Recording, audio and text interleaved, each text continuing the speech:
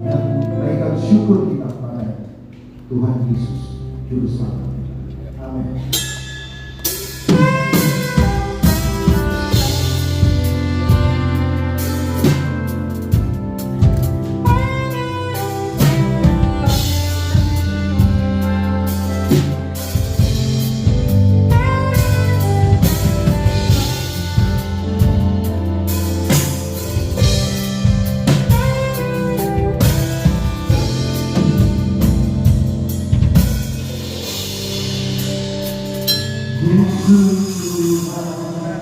Dan Allah kami,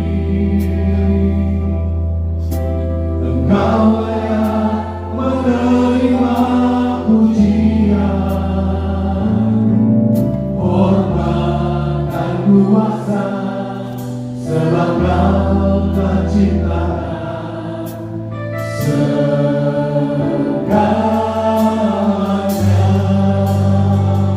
Oleh karena kehendakmu, semuanya itu telah ada dan diciptakan untuk kemuliaan-Mu.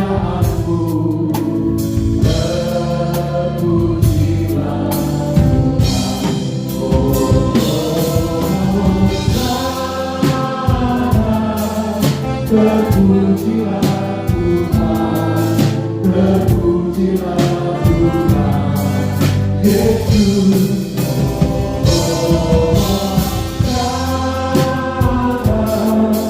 Terpujilah Tuhan, terpujilah Tuhan, Yesus. Mari kita selalu Yesus Tuhan dan Allah kami, Engkau layak menerima pujian, hormat dan kuasa, sebab Kau terciptakan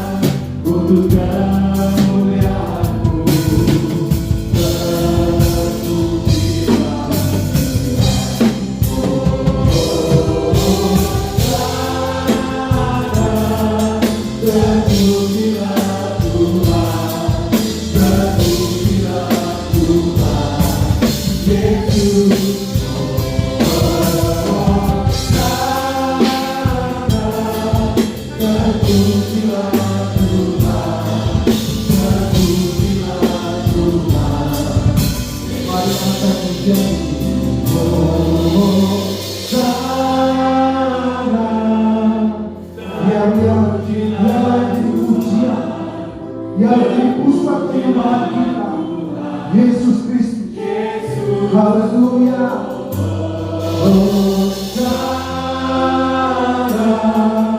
Terpujilah Tuhan, terpujilah Tuhan, Yesus.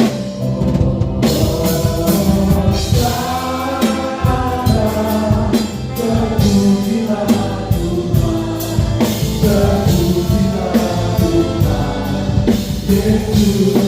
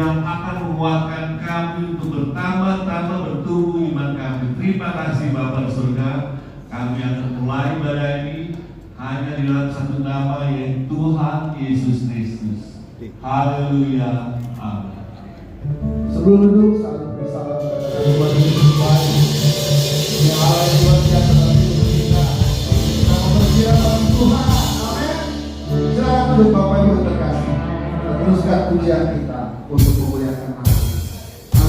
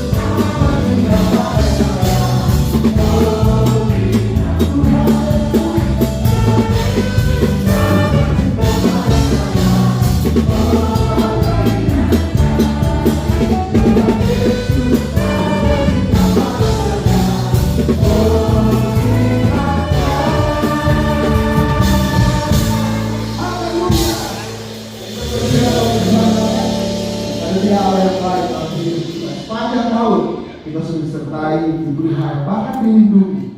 Jadi kalau kita ada, pada saat ini kita mau bergembira bagi Tuhan. Amin. Yang berglori bagi Tuhan. Amin. Masih buat berdiri ya Bapak Ibu. Haleluya. Teruskan pujian kita. Mari kita pujian kita. Haleluya. Glori bagi Tuhan.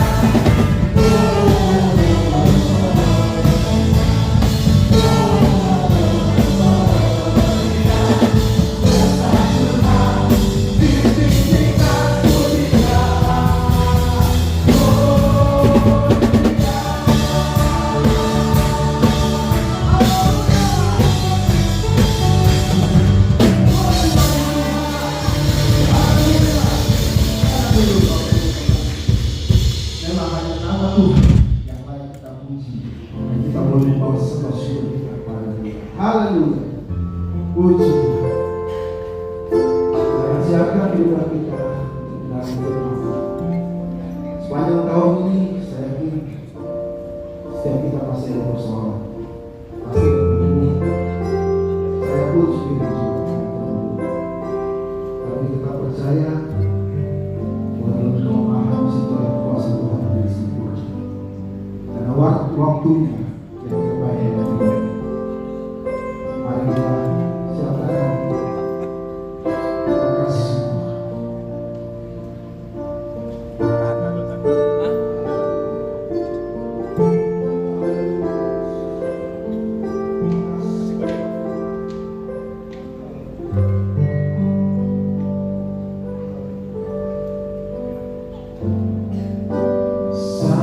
Aku tak mampu berharap,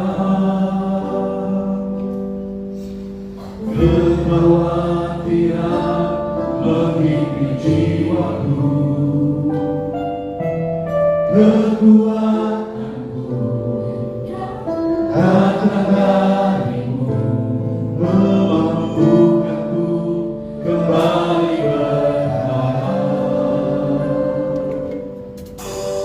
Ajakku mengenal hatimu, percaya jalan Tuhan yang terbaik. Dikala kuasa-Mu sempurna, Kau Allah yang tak akan tinggalkan.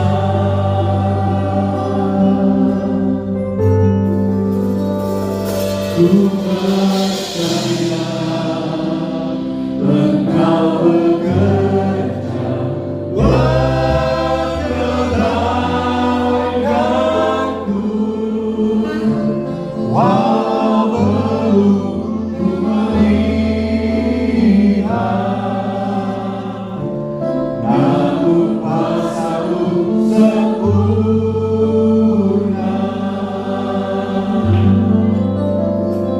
Ku percaya pasti Tuhan murahkan jalanku,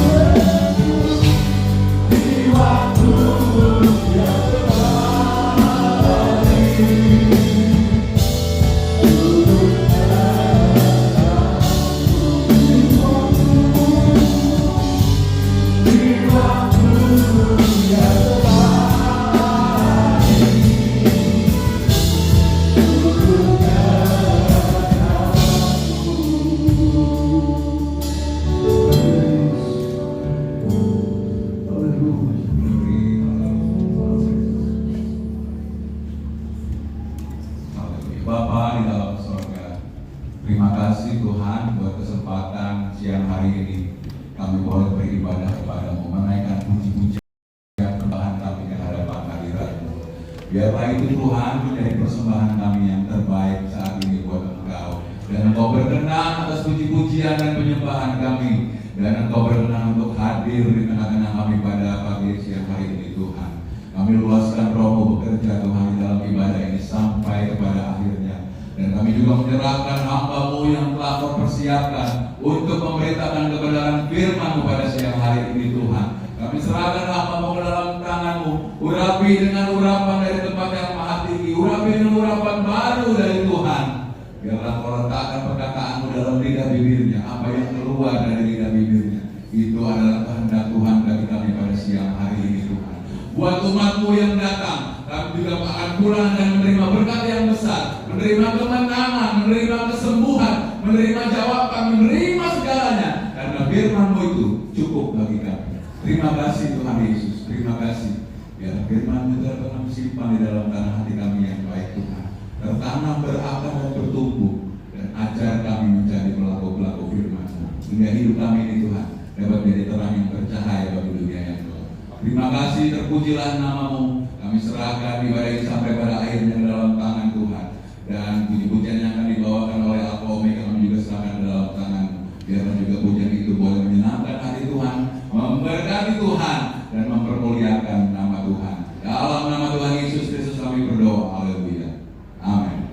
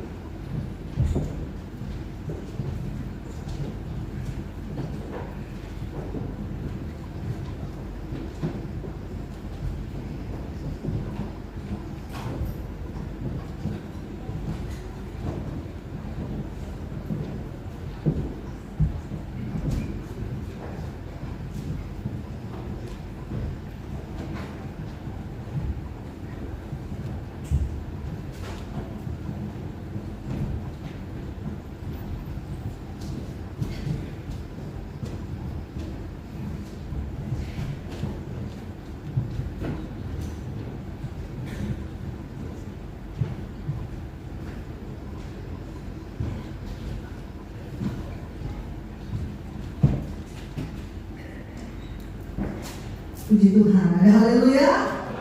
Haleluya, selamat hari Minggu jemaat oleh dikasih Tuhan. Selamat kita beribadah dan berbakti kembali di dalam nama Tuhan kita Yesus Kristus. Puji Tuhan, jemaat oleh dikasih Tuhan, kebenaran firman Tuhan siang hari ini akan dibawakan oleh hambanya Ibu Pendeta Ida Juwono, ya, beliau dari DPDI Sidoarjo, ya. Puji Tuhan. Mari beri kemuliaan bagi Tuhan kita. Waktu dan tempat kami persilakan.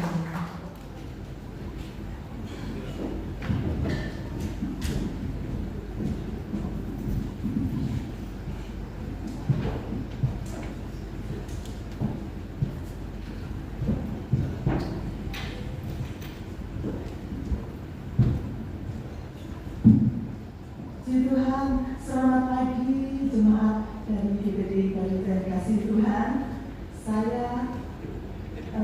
Saya sudah beberapa kali ke sini, jadi saya melihat wajah-wajah yang sangat familiar. Ya, memang kita semua familiar. Puji Tuhan, hari ini kita akan menerima firman Tuhan. Terima kasih kepada Bapak Ibu Gembala yang sudah mempercayakan saya untuk menyampaikan isi hati Tuhan. Nah, suasananya sudah Natal sekali, ya. Kemarin saya melayani di ibadah Natal anak dan suasana wah, gereja sudah cantik sekali dengan bunga-bunga seperti ini dan anak-anak juga banyak, anak dapat kado, happy sekali. Dan di semua mall, di semua area di Jakarta udah dihias dengan sangat cantik di sini. Puji Tuhan. Natal itu merupakan peringatan akan kelahiran Yesus, penggenapan janji Tuhan atas keselamatan yang sudah dijanjikannya.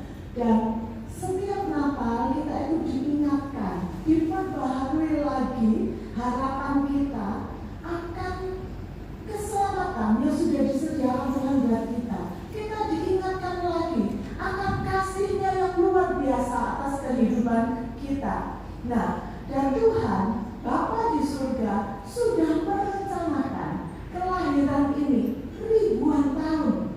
Dan ini merupakan janji yang sudah diberikan dan Tuhan pegang janjinya itu dengan penuh kesetiaan. Karena itu hari ini khotbah yang saya sampaikan, firman yang saya sampaikan adalah tentang Tuhan, Allah atas kesetiaan. Dia adalah Allah atas kesetiaan yang sudah ribuan tahun memegang janjinya. Ini dimulai ketika Adam dan Hawa. Slide yang kedua. Ketika Adam dan Hawa, ya, dia adalah Allah atas kesetiaan, dan diawali ketika Hawa dan Adam jatuh dalam dosa. Natal itu sebenarnya diawali dari sana. Ketika Hawa dan Adam jatuh dalam dosa, kemudian dipanggil oleh Tuhan dan saling nyalahin. Adam bilang, Hawa bilang ular. Dan akhirnya sebelum mereka diusir keluar dari Firdaus, kalau kita baca dalam Kejadian 3 ayat yang ke-15, Kejadian 3 ayat yang ke-15 dikatakan, Aku akan mengadakan permusuhan antara engkau dan perempuan ini, antara keturunanmu dan keturunannya. Keturunannya akan meremukkan kepalamu dan engkau akan meremukkan tumitnya. Bahkan lebih lanjut kalau kita baca ketika mereka hendak keluar dari Firdaus, diusir keluar, Bapa juga berkata bahwa engkau akan mengandung dan dibuat susah payah mengandungnya, dan engkau akan melahirkan anakmu. Dikatakan firman berkata demikian, Kejadian 3 ayat 16. Jadi jauh sebelum Yesus lahir, Bapa sudah merencanakan keselamatan, dan keselamatan ini didengungkan kembali 700 tahun kira-kira sebelum Yesus lahir. Yesaya juga mengatakan tentang rencana ini. Nabi Mika mengatakan di Bethlehem tempatnya. Jadi ketika manusia jatuh dalam dosa belum keluar dari Firdaus, rencana keselamatan telah dibuat oleh Bapa. Karena Bapa terlalu mengasihi kita, gak rela kalau kita itu gak kembali menikmati surga. Bukankah Firdaus dibuat untuk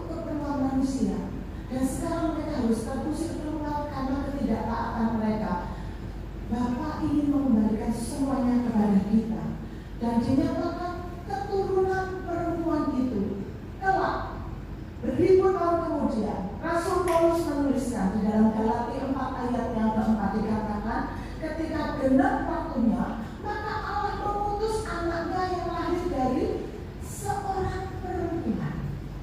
Ia diutus untuk menebus mereka yang takluk kepada hukum Taurat supaya diterima menjadi anaknya.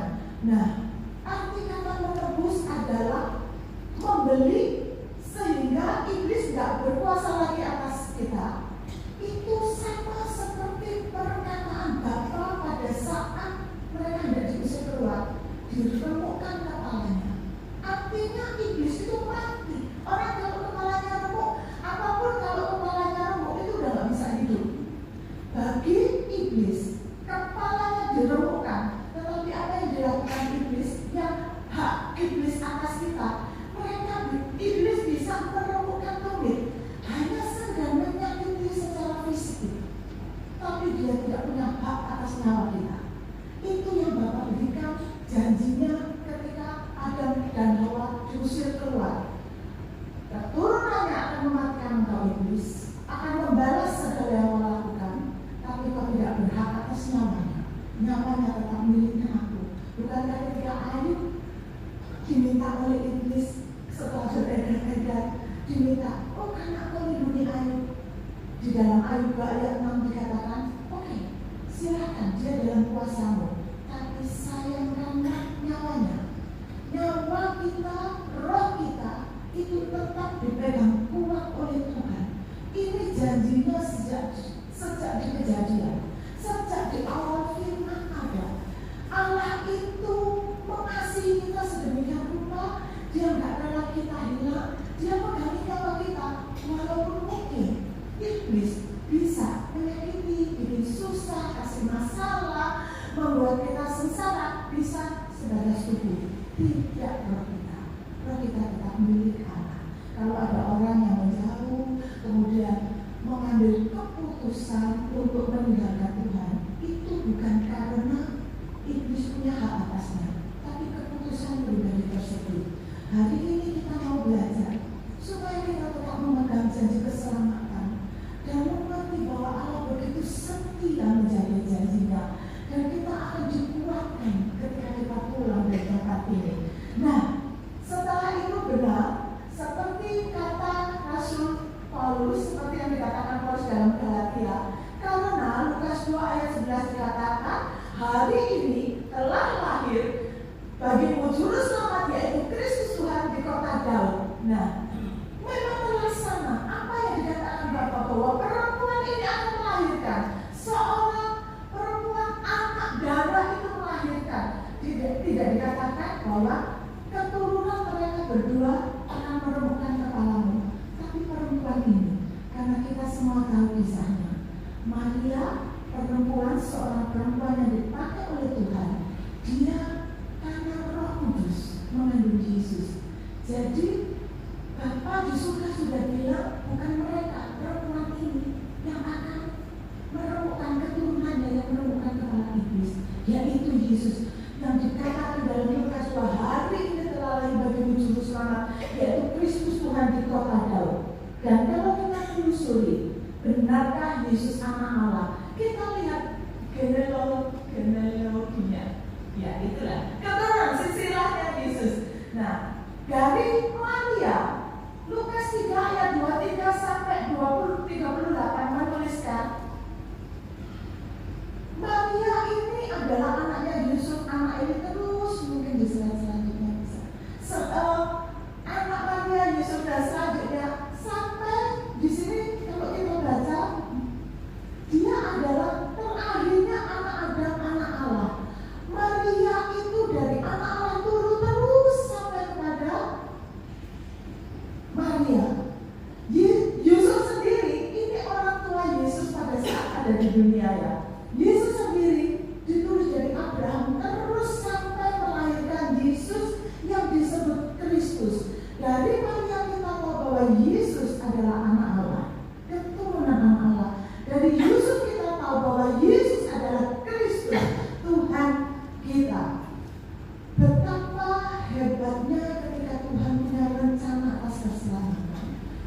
tidak hanya diperkatakan, tetapi dilakukan, dijalani, dan bertahun-tahun, ribuan tahun Allah menyusun garis keturunan ini. Bahwa Yesus bukan kebetulan dilahirkan oleh Maria, bukan kebetulan Yusuflah Bapa Yesus selama di dunia, bukan kebetulan. Tuhan sudah merencanakan semuanya dengan luar biasa. Karena ketika manusia diciptakan, setelah Adam Hawa keluar dari Firdaus, dosa manusia bertambah luar biasa. Mereka saling memperkuat kesalahan itu, semakin kuat dosanya. Sampai di dalam Kejadian 6 dikatakan, bumi itu sungguhlah rusak benar. Allah menyesal menjadikan manusia. Karena itu sebelum anak itu dilahirkan, Bapak riset. Kalau kayak handphone itu dunia ini udah hang, udah nyantol, udah nggak bisa diselamatkan, harus diriset, dikembalikan seperti semula. Karena itu di antara seluruh dunia hanya ditemui satu orang. Kita tahu siapa dia? Nuh, seorang yang mendapat kasih karunia karena dia hidup benar. Dan Allah memerintahkan bikin bahtera. Ratusan tahun membuat bahtera dengan taat dia buat. Dan hari itu, saat itu, ketika di usianya yang ke-600 tahun, banjir mulai datang. Sebelumnya, kalau kita baca di dalam Kejadian 7 ayat yang pertama, dikatakan setelah bahtera itu jadi, lalu berfirmanlah Tuhan kepadamu, masuklah ke dalam bahtera itu engkau dan seisi rumahmu, sebab engkaulah yang melihat benar di hadapanku di antara orang di zaman ini. Dan di ayat 21 dikatakan, lalu binasalah segala yang hidup, yang bergerak di bumi, burung-burung, ternak dan binatang liar dan segala binatang raya yang berkeliaran di bumi, serta semuanya. Bapak Ibu, saudara semuanya, ini terjadi kira-kira 1650 tahun sejak Hawa keluar, Adam Hawa keluar dari Firdaus. Ketika dunia demikian rusak, Allah merasa bahwa anakku tidak akan turun dari manusia-manusia yang rusak seperti ini, yang keterlaluan. Dan karena rusaknya manusia, bumi yang sangat rusak, sangat tidak berkenan di hati Allah, Allah saat itu juga memutuskan umur manusia tidak lebih dari 120 tahun. Ini zamannya diputuskan seperti itu. Dan Nuh, kecuali Nuh, seorang yang benar, dia diberi usia 950 tahun. Usia ini menunjukkan bahwa orang yang berumur panjang itu adalah orang yang dihormati, mendapat penghormatan yang luar biasa, dan mau melihat anak cucunya keluar dari bahtera, dia melihat anak cucunya bertambah banyak. Dan kalau saudara ikuti terus, karena dari sini kita akan lihat kesetiaan Allah yang luar biasa, yang mencapai ribuan tahun. Nah, dan pada usianya yang ke 990-an, di akhir usianya Allah menentukan seorang Abraham, dilahirkan seorang Abraham. Kalau pada zaman Nuh, Allah meriset, menyelesaikan seluruh manusia untuk menentukan leluhur, menentukan manusia yang berkenan untuk menurunkan putranya janji keselamatan itu. Hari itu seluruh bangsa, seluruh manusia dikembalikan di standar yang sini. Dan selanjutnya dari seluruh bangsa, seluruh manusia, Allah menemukan Abraham. Ketika Abraham dipilih, Allah mulai menciutkan pilihannya. Allah mulai menciutkan rencananya. Abraham adalah bapa segala bangsa. Dia menentukan bangsanya Abraham yang akan meneruskan keturunan yang nanti akan kupakai menjadi ayah ibu di dunia bagi anakku. Jadi hari itu ketika Allah melahirkan, membuat Abraham terlahir, Allah sedang menentukan bangsanya yang akan menurunkan Yesus. Kalau kita baca di Kejadian 12 ayat yang kedua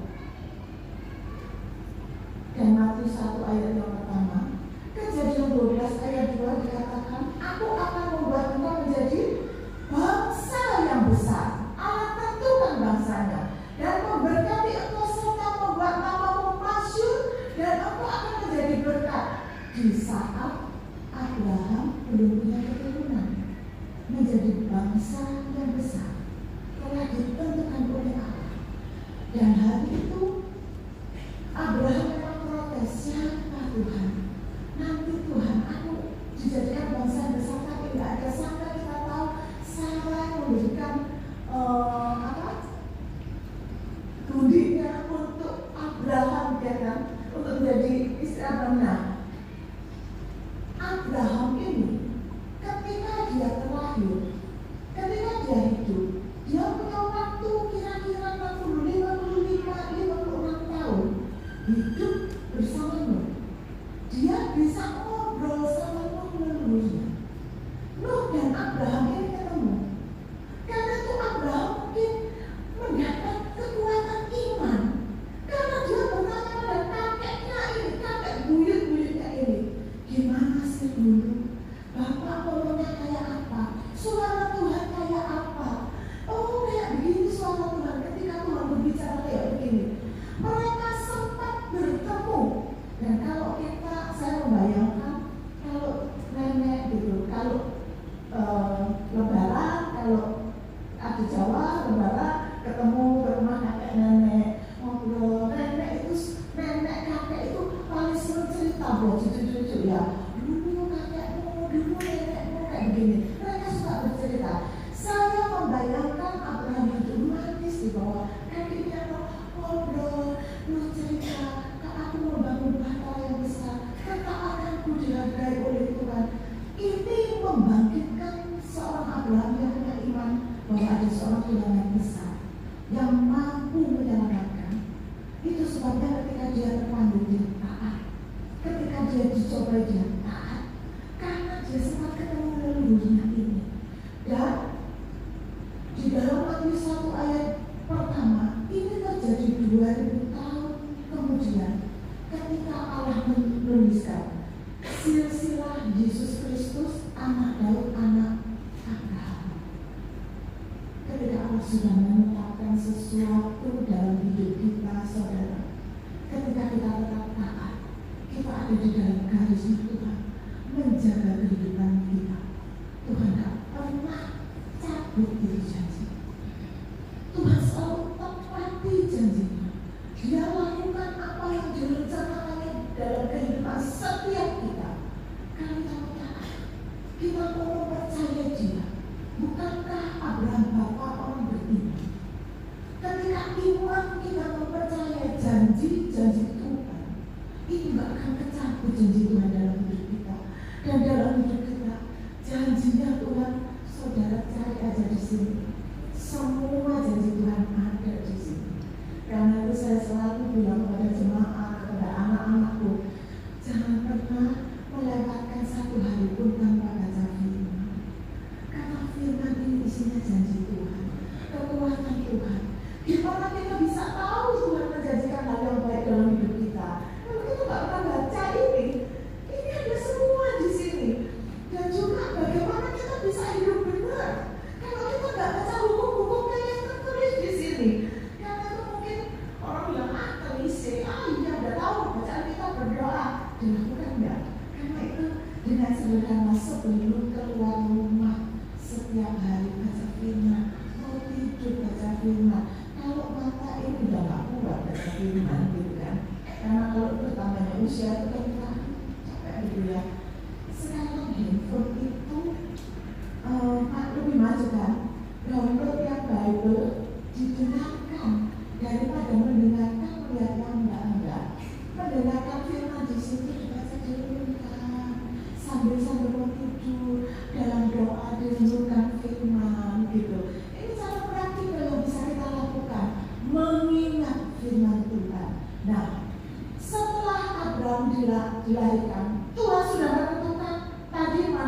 semuanya. Kemudian bangsanya 100 tahun kemudian janjinya dipenuhi atas seorang Ishak lahir. Bangsa yang besar, ini awal bangsa yang besar itu ada. Ishak dilahirkan dan sebetulnya Abraham itu berkata bahwa dia ragu-ragu. Aku belum punya anak, di mana semua kekayaan ini apa gunanya? Aku gak punya anak. Di dalam Kejadian 17 ayat yang ke-19 Allah berfirman, tidak, bukan pegawaimu satu itu, tetapi melainkan istrimu Sarah lah yang akan melahirkan anak laki-laki bagimu, dan engkau akan menamai dia Ishak, dan aku akan mengadakan perjanjianku dengan dia menjadi perjanjian yang kekal untuk keturunannya. Dan perjanjian kekal itu diadakan kalau dibaca di ayat 21 yang dengan Ishak yang akan dilahirkan Sarah. Hari itu Ishak belum lahir, tetapi 99 ketika usianya 99 barulah Ishak dilahirkan. Bertahun kemudian Ishak baru dilahirkan oleh Sarah. Dan ketika Ishak dilahirkan, kalau tadinya Allah menentukan manusia semua yang benar, bangsa yang benar, atas Ishak Bapa menentukan bahwa keturunanmu yang seperti bintang di langit, dan di pasir di lautan ditentukannya bintang-bintang di langit ini yang akan meneruskan keturunan di mana Yesus akan terlahir. Di sana Allah mengatakan, kita melihat ya, Nuh, Abraham, bangsa dikata, Ishak, bintang di langit, keturunan yang berbintang di langit yang akan melahirkan. Betapa hebatnya Tuhan menata semuanya. Dan atas Ishak, Bapa memberikan karunia putra, yaitu Yakub dan Esau. Tetapi Yakublah yang dipilih. Dan Yakub dipilih dalam Bilangan 24 ayat 17 kalau kita baca. Aku melihat dia, Yakub, tetapi bukan sekarang. Aku memandang dia, tetapi bukan dari dekat. Bintang terbit dari Yakub, tongkat kerajaan timbul dari Israel. Kalau tadi Tuhan sudah menentukan bangsanya, sekarang Tuhan menentukan nama bangsa itu, seorang Israel. Yakub yang namanya adalah Israel diteruskan ke sana, terus akhirnya menjadi Israel. Dan Tuhan menentukan nama serta ke-12 suku kesayangannya. Jadi ketika Tuhan itu Bapa menata kehidupan kita, ketika Tuhan menata segala hal dalam hidup kita, itu menatanya itu sempurna, teliti, satu persatu, dan gak lepas dari alur yang sudah direncanakannya. Karena itu hidup kita orang percaya, kita itu cuma tidak percaya sama Tuhan. Mungkin hari ini kita melihat hal yang berbeda, gak sesuai dengan mimpi kita. Dijanji Tuhan, aku kepala bukan ekor, Pak, aku masih ekor terus. Karena kita belum nyampe. Beratus tahun, beribu tahun ini baru tercapai. Tetapi ketika Tuhan sudah menetapkan, itu tercapai benar, terjadi dengan benar. Matius 1 ayat 2, ribuan tahun kemudian dikatakan, Abraham memperanakan Ishak memperanakan Yakub. Itu tertulis di Alkitab. Ada realita, ada penggenapan janji. Itu terjadi. Dan dikatakan bahwa ada bintang-bintang di langit dari keturunan bintang. Dan sekarang mulai ditentukan tongkat kerajaan. Yesus keturunan raja-raja. Anakku haruslah memiliki moyang raja, karena dia adalah raja di atas segala raja. Orang harus tahu bahwa dia berdarah biru dalam dunia. Kenapa Bapak perlu melakukan itu? Karena Bapak ingin menyamakan pemikirannya dengan pemikiran kita. Bapak itu mempunyai pemikiran yang luar biasa. Dia bisa melahirkan Yesus begitu saja.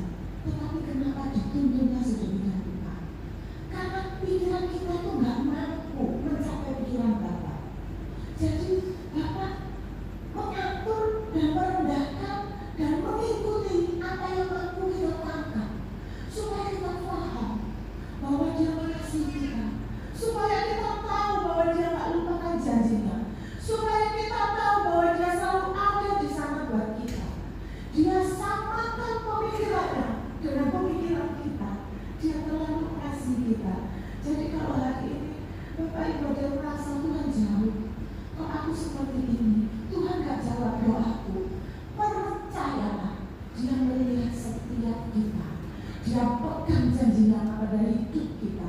Dia gak pernah tinggalkan kita. Dia terlalu sayang untuk membiarkan kita hilang. Dia panggil kita, dan panggilannya, ayo setia sama aku. Aku lo setia sama janjiku. Amin. Dan setelah Yakub dari 12 anaknya, terpilihlah satu, yaitu Yehuda. Yehuda yang dipilih, bukan Yusuf. Kita tahu Yusuf kan paling top di antara anaknya Yakub, paling disayang sama Yakub. Saudaranya dibeliin pakaian seadanya, Yakub pakaiannya wow, dari jauh orang udah lihat. Dia datang dari jauh, saudaranya udah lihat, itu semua dengan pakaiannya luar biasa, berkilau gitu. Kayak tadi saudaranya cakep gitu, di atas kelihatan merah-merah, hijau gitu kan kelihatan. Dari jauh itu Yusuf udah lihat. Tetapi kenapa bukan Yusuf yang terpilih? Karena di hadapan Tuhan bukan apa yang dilihat manusia yang menjadi pilihannya. Jadi kita itu nggak bisa milih satu sama lain. Mungkin ada orang yang dipakai luar biasa, mungkin ada orang yang hebat gitu. Saudara, setiap kita ini pilihannya Tuhan, dan kita nggak bisa menutupi standarnya Tuhan dengan standarnya kita. Jadi tugasnya kita itu cuma mempercayai Tuhan, beriman kepada Tuhan, setia tanpa batas kepada Tuhan. Segala hal yang dijanjikannya akan terjadi dalam hidup kita. Itu saja yang dipegang. Dan yang dipilih adalah Yehuda, karena ayat berkata bahwa tongkat kerajaan tidak akan beranjak dari Yehuda, Kejadian 49 ayat 10, ataupun lambang pemerintahan dari antara kakinya, sampai dia datang yang berhak atasnya, yaitu Yesus. Maka kepadanya akan takluk bangsa-bangsa. Jadi ketika Tuhan memilih kita, mungkin beda dengan Yehuda yang paling dikasihi, tetapi kita mesti percaya bahwa menjadi anaknya, menjadi orang percaya itu sudah pilihan yang luar biasa. Karena ketika kita mau percaya Tuhan, kita punya Tuhan, kita itu bisa menginjak surga. Siapa yang bisa menginjak surga tanpa Yesus? Dia adalah jalan keselamatan dan hidup. Tanpa dia tidak bisa kita lihat Bapa yang tidak di surga, hanya melalui Yesus. Ketika kita sudah dipilih jadi anaknya, itu kita tuh mesti pegang kebenaran ini. Selalu jadi doa saya, Bapak Ibu di dalam ini, kalau Bapak Ibu punya putra putri, adik tumpang tangan dengan Tuhan, genggam terus anakku, biar keselamatan itu menjadi terus hak bagiannya. Saya selalu berdoa buat anak Tuhan, jangan lepaskan mereka dari keselamatan yang sudah memberikan. Juga terhadap diri kita, kita pegang Tuhan, keselamatan ini apapun harga yang pegang. Karena Kau sudah memilih aku untuk diselamatkan, untuk menjadi penghuni surga. Ini luar biasa ini. Nah, dan dikatakan Yehuda yang dipilih. Dan dari Abraham sampai kelahiran Yehuda itu sekitar 250 tahun. Kita lihat, kalau tadi 1600 tahunan dipimpin dari Hawa sampai Abraham. Abraham sampai 250 tahunan sampai kepada Yehuda. Tuhan tetap jalan di rencananya, terus dari ini ke ini ke ini, nggak berhenti merencanakan segalanya.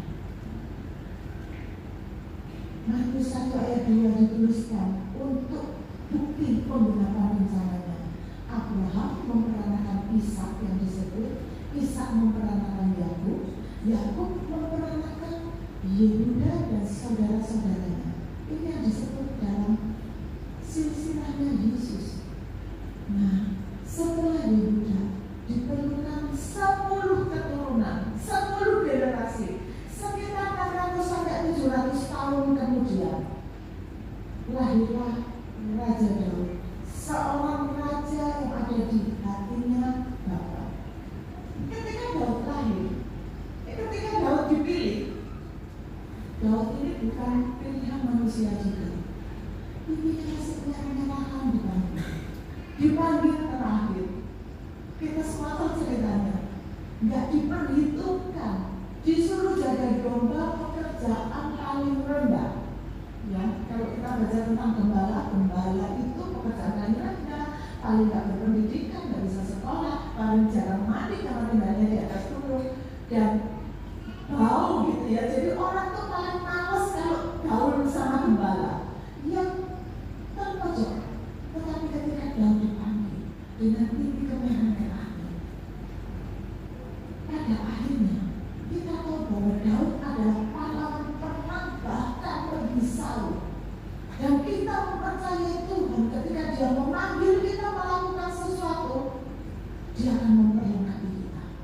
Seorang yang nggak diperhitungkan, nggak bisa apa-apa, nyalain kecapi, tiba-tiba dipanggil dan setelah itu dibentuk mengalahkan Goliat menjadi pahlawan perang yang besar. Dan Yesaya 9 ayat 7 berkata, besar kekuasaannya yaitu Yesus, dan sejahtera tidak akan berkesudah di atas tatanya Daud. Daud ini ditentukan sebagai raja. Kalau tadi manusia, setelah Abraham yaitu bangsa, diberikan nama Israel, diberinya sukunya yaitu kerajaan Yehuda, raja-raja, kemudian ditetapkannya raja, benar, raja yang sangat terkenal. Ini seluruh dunia tahu siapa Daud, walaupun bukan orang Kristen, bukan orang percaya, tahu Daud. Dan dia yang dipilih menjadi penerus silsilahnya Yesus ada di Daud, ada di sana. Dan dari siapa itu ke Yehuda kepada Daud itu 10 keturunan itu 600 tahunan, 700 tahunan, dan janji Tuhan tetap dipegang. Dan akhirnya Daud menurunkan terus sampai pada kelahiran Yesus. Dari Daud sampai kelahiran Yesus itu 1000 tahun, Bapak Ibu. Jadi tahun ke tahun, kalau kita mempelajari semuanya, kenapa kita perlu belajar tahun-tahun seperti ini? Dari Hawa jatuh dalam dosa, manusia terusir, sampai kepada Yesus terlahir, dibutuhkan 5.000 tahun. Kalau kita bisa lihat silsilahnya, selanjutnya Hawa yang jatuh dalam dosa, keluar, dilahirkan Abraham, dilahirkan Ishak, Yakub, Yehuda, 10 keturunan Daud, dan 14 keturunan pembuangan Babel, 14 keturunan lagi sampai kepada Yesus. Ini memakan waktu 5.000 tahun. Apa yang kita pelajari di sini? Kita punya Allah yang sangat setia memegang janjinya. Kesetiaan Allah itu tidak ada yang bisa membandingkan. Tidak bisa terbandingkan. Tidak ada yang bisa menandingi kesetiaan Allah dalam hidup kita. Atas manusia yang sudah menyakiti hati, tidak berdosa, dia tetap pegang, enggak, aku harus pertahankan. Dia milikku yang paling berharga. Aku atur segalanya. Diaturnya dari keturunan demi keturunan. Ada banyak keturunan. Ini yang keturunan yang paling pokok, yang paling kita kenal. Ada begitu banyak. Diteruskannya sampai Yesus terlahir.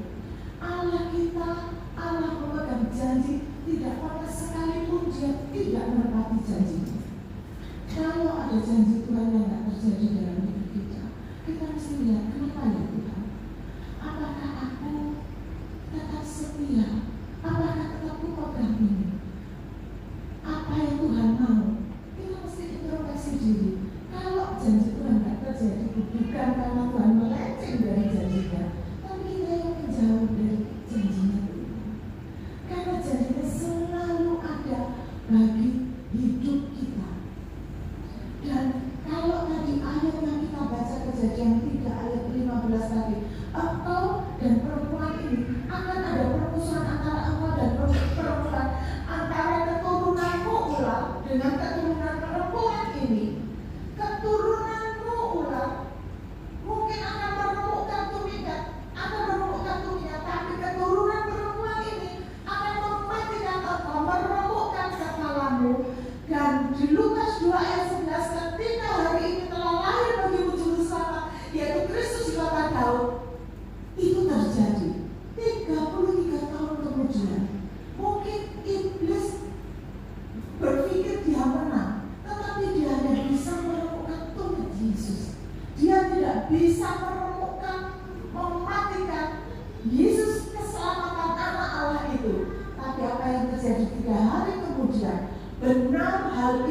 terjadi.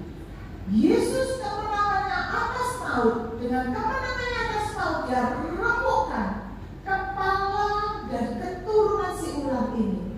Janji Allah tergenapi. 5.000 tahun kira-kira Allah pegang janji.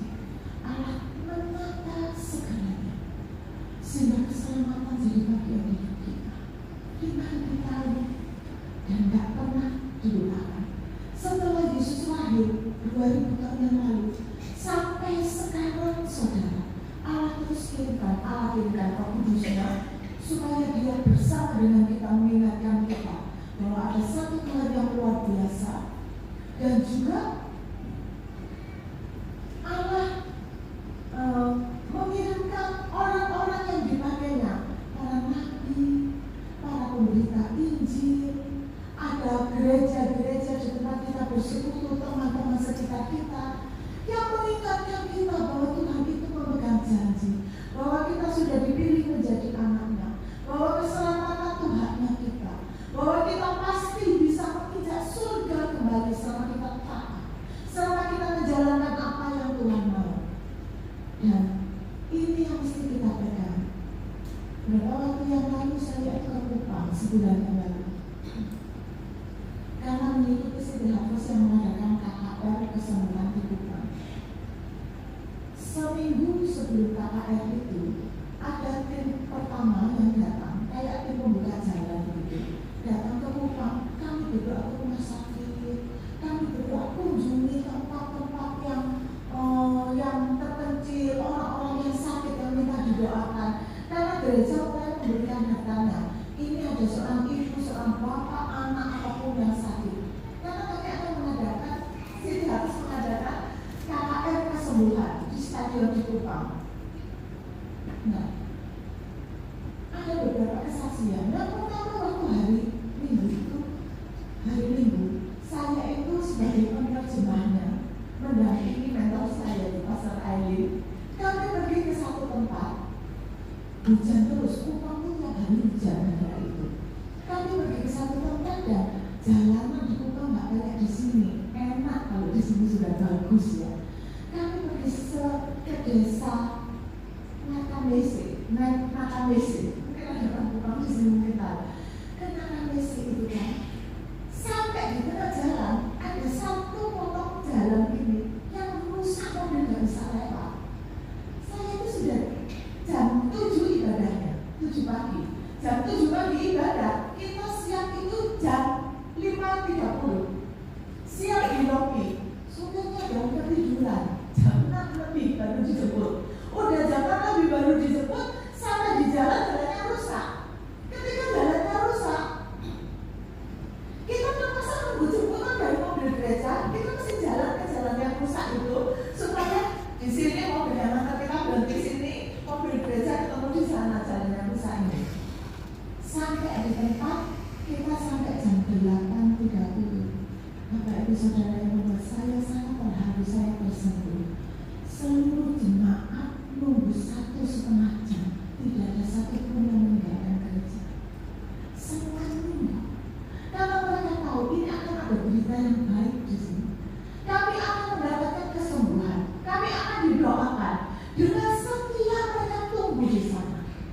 Dan waktu kami berdoa, nah saya kan terjemahin. Waktu saya terjemahin, saya belum terjemahin. Itu cuma haleluya, tepuk tangan. Saya sampai ragu, saya ini ngerti Inggris semua. Saya pikir ngerti Inggris. Saya nanya sama gembalanya, mereka ngerti bahasa Inggris? Nggak ada yang ngerti bahasa Inggris katanya. Tapi mereka bersedia kenapa? Karena mereka merespon kehadiran Roh Kudus. Mereka begitu antusias akan firman. Nggak penting tepuk tangan dulu yang penting. Yes, haleluya. Mereka mensupport siapa yang berdiri di mimbar. Ketika saya terjemahkan, setelah selesai diterjemahkan, makin semangat kalau mereka bertepuk tangan begitu. Amin, amin. Dan ketika doa dinaikkan, banyak yang sakit dan begini. Ada seorang bapak maju ke depan, dia bilang, saya 12 tahun yang lalu, saya ini jatuh waktu melaut karena nelayan. Nelayan dia melaut jatuh, dan punggung saya nggak bisa yang mundur, nggak bisa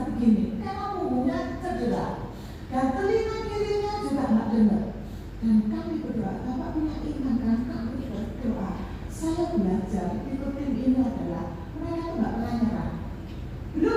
Belum sembuh, doa lagi. Gimana Bapak?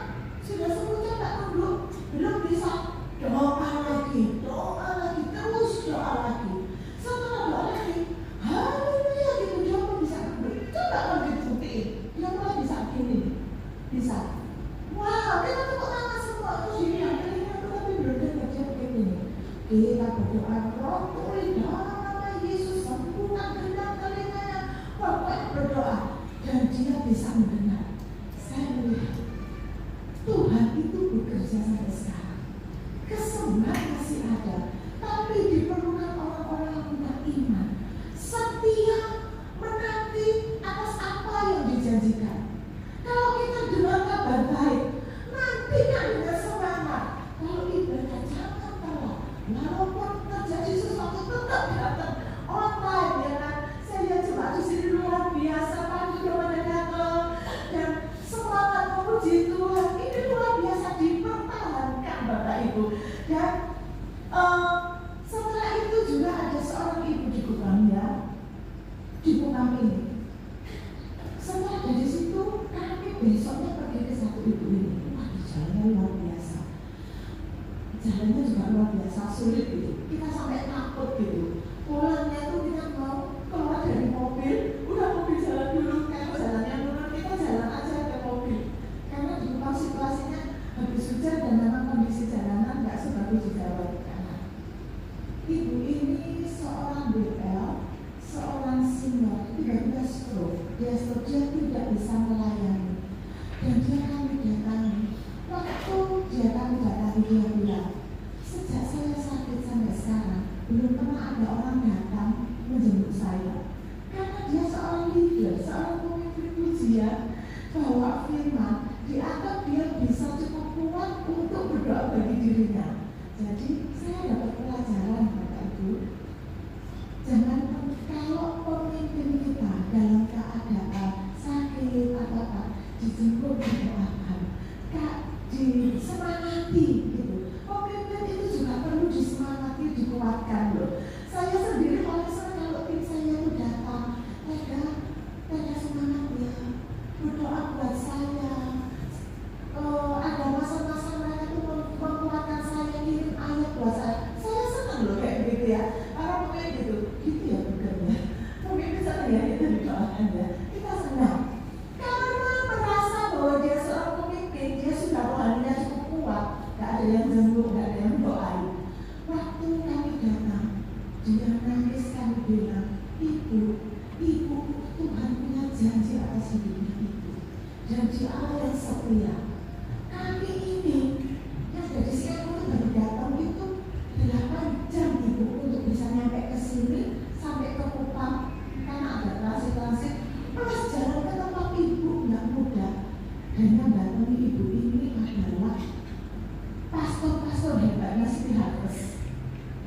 Pastor Elin itu pegang berapa ribu anak. Pastor Elin itu berapa ratus gitu senternya. Pastor yang hebat-hebat datang untuk seorang ibu yang merasa ditinggalkan. Dia merasa, aku merasa gak ada perhatian aku merasa harus berjuang sendiri. Kami berdoa kepada Tuhan, tolong jangan menangis. Yang pertama adalah pemulihan hatinya. Dia merasakan cita-cita kembali. Roh Kudus kembali memperkuat hidupnya. Jadi kalau kita mau menepikan janji Tuhan, Allah kita sudah sangat setia pada kita. Ribuan tahun dijaganya janjinya. Mari kita juga setia kepada Tuhan. Tetap pegang apa yang sudah Tuhan beri dalam hidup kita. Menjadi konsumen pelayanan di tempat ini. Setiap kali ada kebutuhan atas pelayanan, kebutuhan atas sesuatu, ketika saudara digerakkan, bergeraklah. Ikut terlibat, datang sambil menjaga kehidupan. Tuhan, aku mau terus hidup bergerak di dalam Tuhan. Layakkan aku Tuhan, supaya dalam hidupku janji yang terjadi benar dalam hidupku. Dan aku mau apapun Tuhan, kalau Tuhan ingin memakai hidupku, Engkau yang sanggup mengubah, Engkau yang sanggup memperlengkapi. Oke Tuhan, aku lakukan.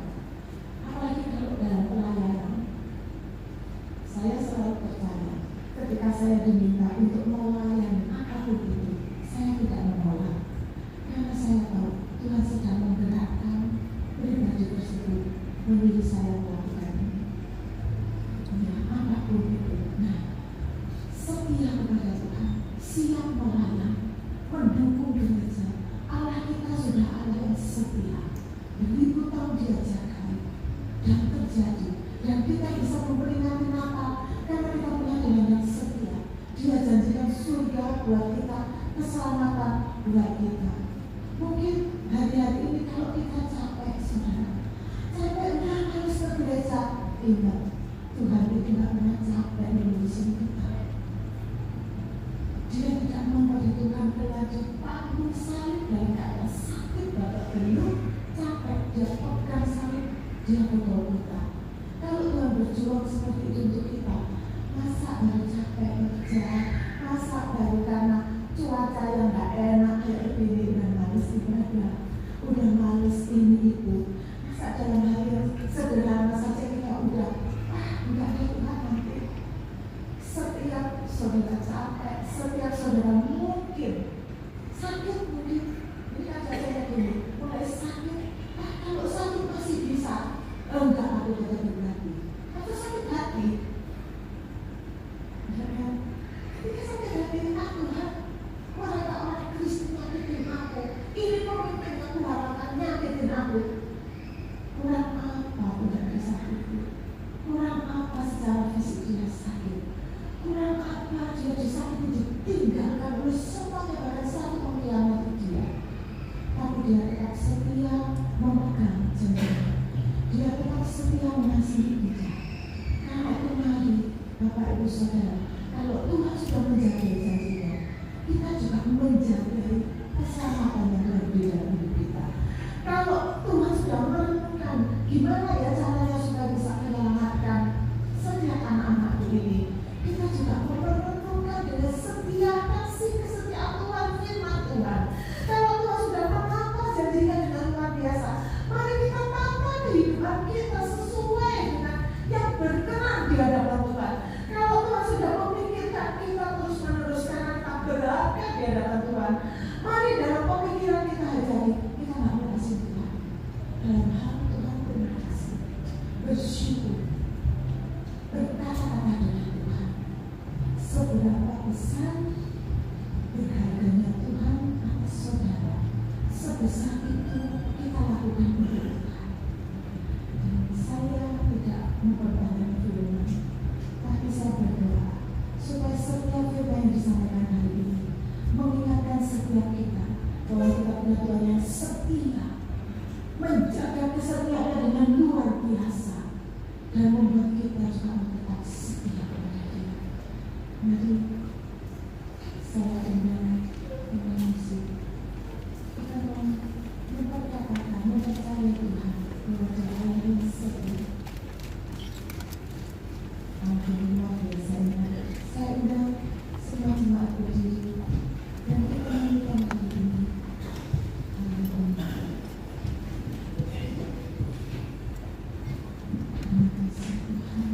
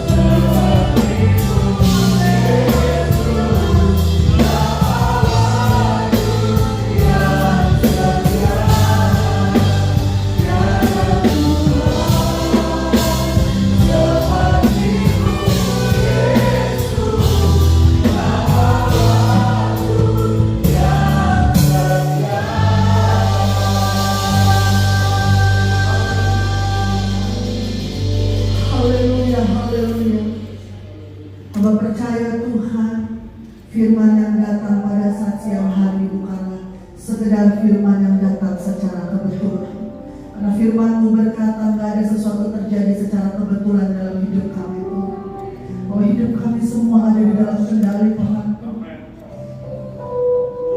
Engkau Allah yang setia dalam hidup kami. Sekalipun mungkin ada kalanya kami tidak setia di dalam pengiringan kami kepada Tuhan, tapi sampai detik siang hari ini kembali kami diingatkan. Oh, janji keselamatan itu berlaku dalam hidup kami Tuhan. Ampuni setiap sikap hidup kami yang mungkin kami lalai di dalam pengiringan kami kepada Tuhan. Kami mengucap syukur kalau Tuhan tetap setia dalam hidup kami. Berkali-kali kami jatuh, Tuhan selalu menopang kami. Bahkan sampai detik siang hari ini Bapak, Engkau masih berdoa bagi kami Tuhan, agar keselamatan itu jangan lepas dalam hidup kami Bapak. Terima kasih buat firman-Mu yang begitu indah Tuhan. Bagaimana Engkau mengerjakan keselamatan dalam hidup kami. Ribuan tahun berlalu tetapi Engkau tetap ingat akan janji keselamatan bagi kami. Terima kasih buat kesetiaan Tuhan. Kami mau belajar tetap setia di dalam pengiringan kami kepada Tuhan. Kami mau belajar untuk tetap menjaga dan mengerjakan keselamatan kami Tuhan. Roh Kudus yang memampukan kami, Roh Kudus yang menopang kami, Roh Kudus yang menuntun kami, agar kami memiliki satu sikap yang benar di dalam pengiringan kami kepada Tuhan, pemahaman yang benar dalam pengiringan kami kepada Tuhan, agar setiap ibadah yang kami lakukan bukanlah hanya sekedar ibadah yang biasa-biasa saja Tuhan, tapi ketika kami datang beribadah kepada Tuhan dengan satu sikap penuh menghargai dan menghormati Tuhan yang kami sembah, karena Tuhan sudah begitu baik dalam hidup kami. Terima kasih Tuhan, terima kasih ya Roh Kudus. Hamba-Mu telah berhenti berbicara Tuhan, tapi hamba berdoa biarlah karya Roh Kudus tidak pernah berhenti berbicara dalam hidup kami. Ketika kami salah, ajar kami Tuhan. Ketika mungkin kami memiliki hati yang keras, tidak mau dengar-dengaran kepada Tuhan, bentuk kami Tuhan, proses kami Tuhan. Jangan sampai kami kehilangan keselamatan kami Tuhan. Karena firman-Mu berkata, apa gunanya kami memiliki segala sesuatu yang kami kehilangan Engkau Tuhan. Kami mau pegang teguh keselamatan kami Bapak. Sekali Yesus, tetap Yesus. Bukan hanya berlaku dalam hidup kami, tapi kami mau belajar untuk itu kami tanamkan kepada keturunan-keturunan kami. Terima kasih Tuhan, terima kasih ya Roh Kudus. Kami terima dan kami sambut setiap kebenaran firman-Mu dengan segala penuh ucapan syukur. Hanya di dalam berkat nama Tuhan kami Yesus Kristus, Allah yang hidup, kami alaskan doa sembahyang kami. Yang percaya sama-sama kita berkata, amin. Tuhan Yesus memberkati kita semua.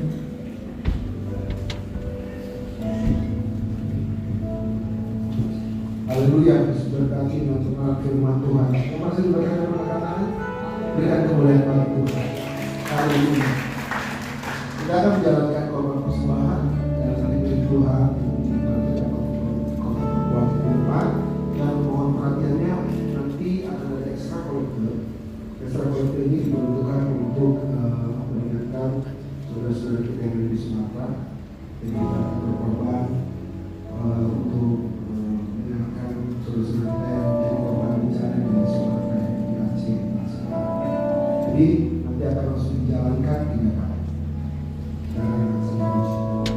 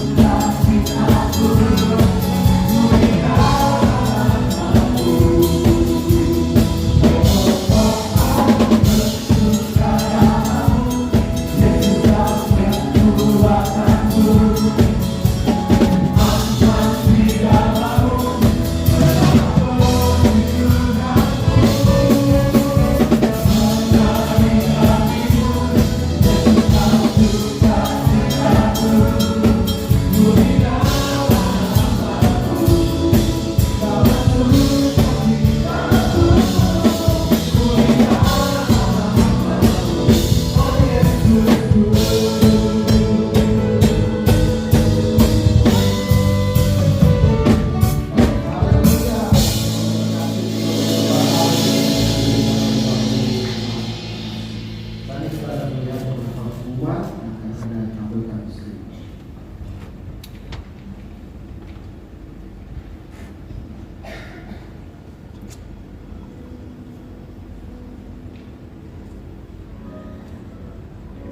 Ibadah dan perayaan Natal GPDI Barito 2025 akan dilaksanakan satu kali ibadah pada hari Minggu 21 Desember 2025 pukul 15.30 waktu Indonesia Barat dengan pembicara Bapak Pendeta Dr. Nika Sulistiono, pimpinan dan dosen STA Milanus.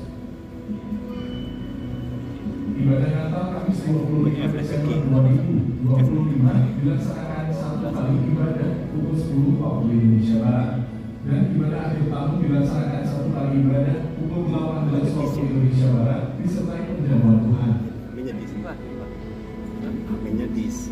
Ibadah konten diliburkan dan akan aktif kembali di bulan Januari dan Februari 2026. Untuk informasi lebih lanjut dapat menghubungi pengurus wadahnya masing-masing. Ibadah jawaban doa dilaksanakan secara online melalui YouTube GPDI Barito setiap hari Rabu pukul 19 waktu Indonesia Barat. Ibadah doa malam dilaksanakan pada hari Senin 15 Desember 2025 pukul 19 waktu Indonesia Barat di lantai 2. Ibadah doa puasa dilaksanakan setiap hari Kamis pukul 14 waktu Indonesia Barat di lantai 2. Amplop persembahan akhir tahun telah tersedia, dapat diambil dan dimasukkan ke dalam kotak yang telah disediakan. Persembahan persepuluhan dan diakonia dapat dimasukkan ke dalam kantong maupun kotak yang telah disediakan atau dapat ditransfer ke nomor rekening atau scan QR code tertera. Untuk informasi lebih lanjut seputar kegiatan gereja dapat menghubungi sekretariat di nomor WA 081192929192 atau silakan bergabung dalam WhatsApp Group Official GPDI Barito dengan scan QR code tertera.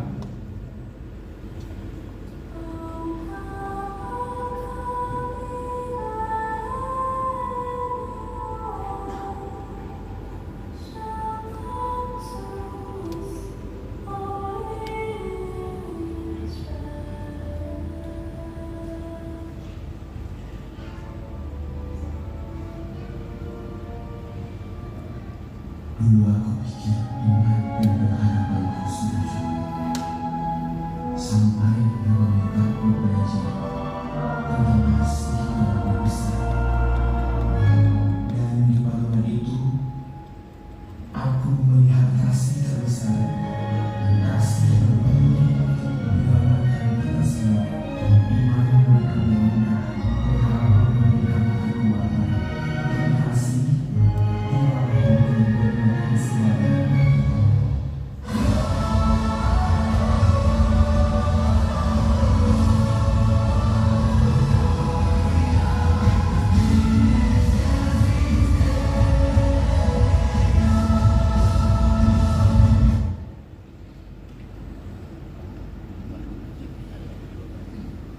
Ya, jadi itu jadi pengumuman untuk kegiatan sepekan. Untuk minggu depan ibadah hanya satu kali, itu ibadah Natal umum di Barito di jam 15.30. Sebelum saya serahkan kepada Ibu Bapak, saya bertanya apakah ada Bapak Ibu saudara-saudari baru pertama kali hadir di ibadah pada siang hari ini, mungkin dengan kasih dapat mengatakan.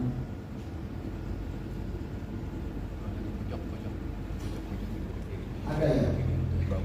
Oh, haleluya, ada di sini. Nanti dapat pastor dapat melayani. Kalau belum ada tempat di mana tetap kita bersama-sama dengan kami di mana pada selanjutnya. Serahkan. Puji Tuhan, kita akan tamatkan ibadah kita. Sekali lagi mohon diberkati dan segala seluruh jemaat dan mengucapkan terima kasih buat Ibu Pendeta Ida Juwono yang bisa berkat Tuhan siang hari bagi kita semua. Kemudian ada permohonan doa, nanti akan berdoa untuk Bapak Tommy yang beberapa waktu lalu sudah dioperasi, sekarang sedang dalam proses pemulihan. Juga Ibu Iin, istri daripada Bapak Lilik yang kemarin sempat dirawat, tapi sekarang sudah di rumah untuk dalam proses pemulihan ya, kemarin sakit vertigo. juga kita berdoa ada beberapa jemaat yang sedang liburan, ya, sedang liburan. Tuhan tolong mungkin bisa balik ketika kita merayakan bersama-sama tanggal 21. Nah, mengenai perayaan Natal tanggal 21 Desember jam 3:30 sore, Bapak Ibu dikasih Tuhan, ada tambahan pengumuman dari seksi konsumsi. Konsumsi perayaan Natal itu akan dibagikan di dalam gedung gereja. Jadi minggu depan setelah ibadah perayaan Natal, kalau masing-masing tetap duduk, kita akan dibagikan konsumsinya di tempat duduk masing-masing.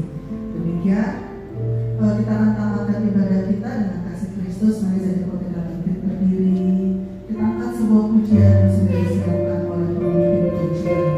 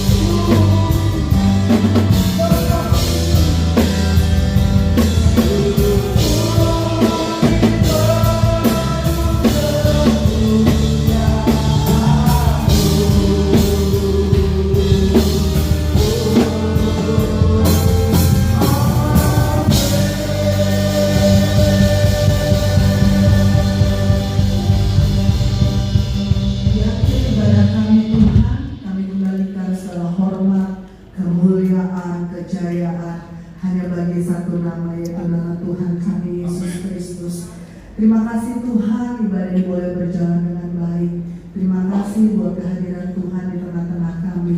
Terkhusus terima kasih buat pesan suara isi hati Tuhan yang sudah disampaikan lewat hamba-Mu Tuhan, menjadi kekuatan, jawaban atas setiap proses yang Tuhan izinkan terjadi dalam hidup kami.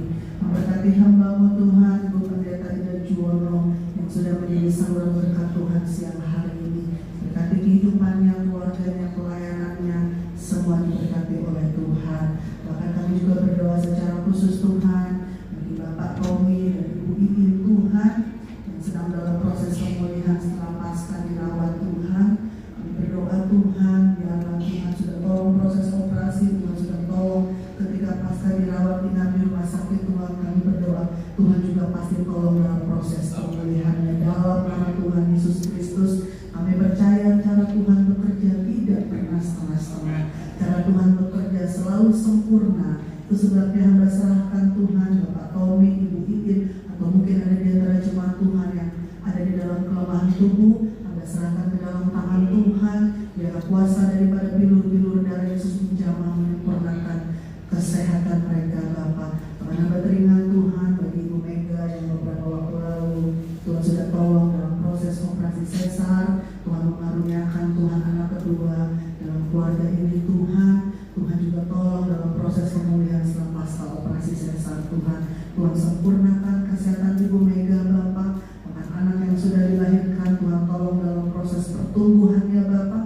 Hamba percaya Tuhan, Tuhan memberikan yang terbaik dalam kehidupan keluarga ini Tuhan. Bahkan hamba berdoa Tuhan bagi setiap masyarakat yang ada di Sumatera Tuhan yang sedang mengalami bencana, sedang dalam proses penataan Tuhan.